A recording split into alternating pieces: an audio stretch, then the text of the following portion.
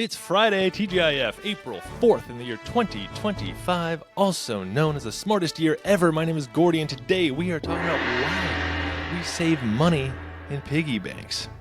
Why pigs? What the heck? What are those all about? You know, if you haven't thought about it, then think about it.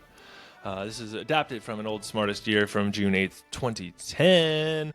Because, I remember this as a kid, though, seeing cartoons of piggy banks and people getting like a giant hammer out and like open their piggy banks and getting their coins and whatever was in there, the money, the little bills and the coins, and then me thinking like, dang, now you're gonna have to spend like a cut of that on buying a new piggy bank. It's kind of a vicious, irrational cycle of like fiscal, redundancy. But yeah, so let's get right into it today. Have you ever wondered why we save money in a ceramic pig and not, say, a responsible-looking owl? Of all the animals to entrust with your savings, why did we pick the pig? No offense to pigs. They're intelligent, emotionally complex, and frankly underrated, but they're not exactly famous for fiscal discipline.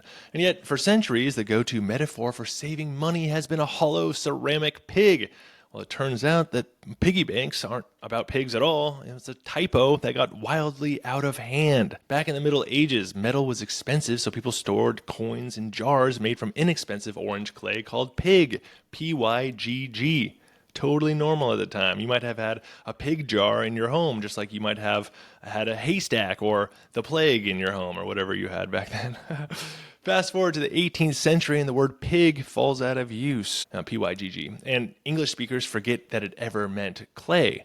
So when someone in Britain asked a potter to make a pig bank, the potter thought, sure, I'll make you a pig-shaped bank. What? And that was it. The piggy bank was born, an accidental pun that became a global tradition. Over time, the pig took on symbolic meaning too. In many cultures, pigs represent prosperity and abundance. They eat a lot, they grow fast, and were historically considered a sign of wealth. So the symbolism stuck even after everyone forgot about the old clay jars. And if you're wondering why the piggy bank has a little slot on top and no easy way to get the money out, well, that was intentional. You had to break it open to get your money, which made dipping into savings just inconvenient enough to discourage impulse spending. It was that 18th century version of a 6-month CD, Haha.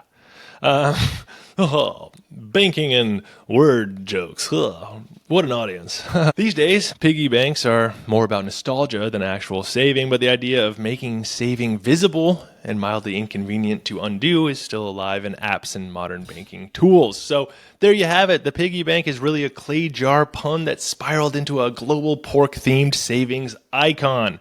Thank you to all my sources. Check them out on the YouTube description. Follow, rate, like, subscribe. Please, I really appreciate it. Please do that. At Smartest Year Ever on YouTube, Spotify, and Apple Podcasts for the full-length episodes. At Smartest Year Ever on TikTok, Instagram, and YouTube Shorts for the daily 1-minute clip. 1.5 minutes. Enjoy. They're cool. In the meantime, stay curious, stay clever on our quest to become the world's greatest conversationalists. I will see you tomorrow in the Smartest Year Ever.